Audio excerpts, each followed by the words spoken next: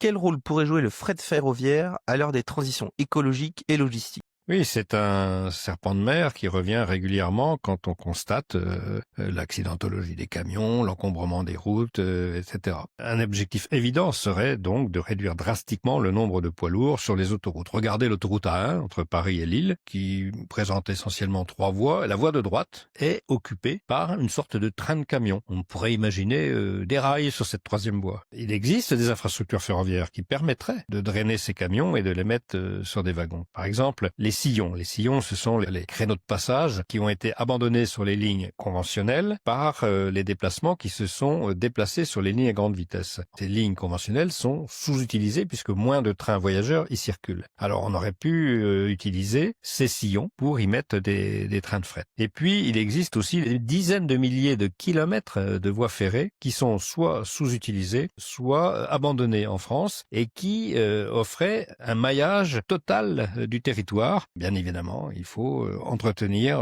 ce réseau dit secondaire et il faut lui trouver une rentabilité.